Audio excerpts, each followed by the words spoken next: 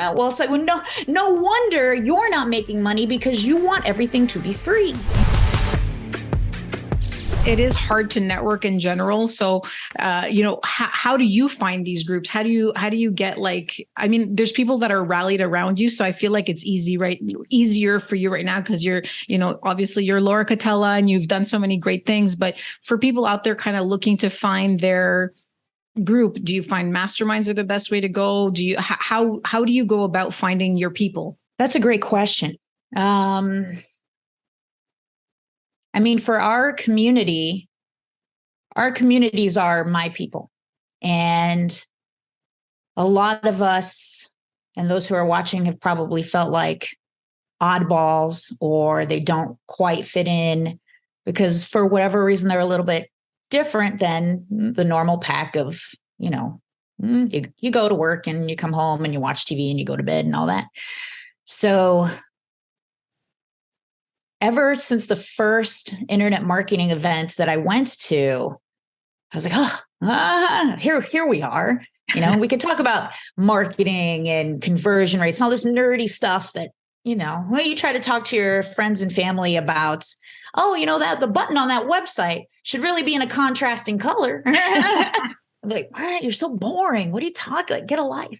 But we could stay up until 3 a.m. talking about that stuff. And then that opens up to other conversations about mindset and identity and all that cool stuff too. So yeah, I love masterminds. I always have. I'm a big believer in pay to play. If you want to, and if you're able to invest in a mastermind that feels a little bit like a stretch, it's never not up-leveled me. It's never not gotten me the ROI. It's I've been able to connect with so many people, amazing people with decades more experience than me.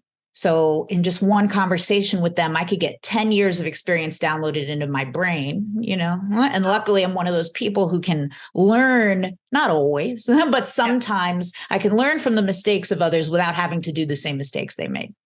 And that, who knows how much fucking money that has saved me, right? So investing in a mastermind, whatever the stretch is for you, because they're available at any tier, a couple $1,000s a year, all the way up $50,000, $100,000 a year, whatever it is. But that is what will give you that exponential leap and those connections that you wouldn't otherwise have. And when people say stuff like, and it's not many folks in our community anymore. But I remember when I was a beginner and so I was hanging around more beginners, they would want everything to be free. Why are you, if you're so great and you could teach us all this, well, why wouldn't you teach it for free? But the irony is the person saying that also wants to make money. It's like, well, no wonder you're not making money because you want everything to be free. And then therefore everything is free to you, but it's really nothing. You really have nothing, right? Yeah. So I think of it as the pipe, right? There's just one money pipe. And if you're clogged on the end that goes out, the receiving end is clogged. It's the same fucking pipe. Yeah. So big believer in pay to play and pay to get into these rooms that you normally wouldn't get in. Well, it comes down to, and this is like every marketer knows this, when you have somebody sign up for something for free, nobody shows up, right? You're doing something, nobody's going to show up because it's like you're not vested, right? Like when you're charging, 100 or 200, whatever, your market is and what is affordable to them, people are going to remember and show up. Talking about networking and so forth. So when I started in the industry, all my friends right now are literally some of my first clients. Like I went to the wedding. One of my friends got married in Italy. And he's like my closest friend. And he happened to be my second client because I found it so hard. Same as you. Like I like nerd, like being a nerd. I like talking about conversions. I like talking about checkout pages and like how like Amazon does things and how you should do things. And all this like stupid stuff. And my friends are like, what?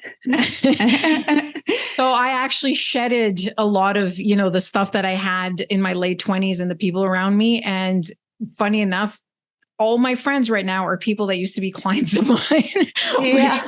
But I do still try. I do like to kind of almost keep it real a little bit and have some, like one of my closest friends is a stay-at-home mom. like seriously polar opposite for me, has like quiet, introverted, all this stuff. And so I do find that it's important sometimes to get out of the direct response or that kind of very tight-knit circle so you can hear what other people are doing. And I think it would likely make people better marketers as well, right? If you know what other people are thinking and so forth. I think that's such a great point that you bring up, because we can lose touch with reality if we're hanging out with each other for too long. And, especially a lot of us are fortunate enough and work hard enough to make a lot of money. And then so we'll sit around and we'll talk about how can we write off a private jet on our taxes? I mean, can you imagine what that conversation sounds like, to 99% of people? It's a little bit ridiculous, right? Yeah. So it is good to have those folks that bring you to earth. Bring you to earth, ground you a little bit. And it does definitely make for a better marketer because you maintain that empathy. Hope you found today's session valuable. If you have any questions for me or just want to connect, please feel free to visit my website, mariasparagis.com. That's mariasparagis.com. I'd love to hear what you're working on, so drop me a line on any hot button issues your business is experiencing. And remember, don't worry about failure. You only have to be right once.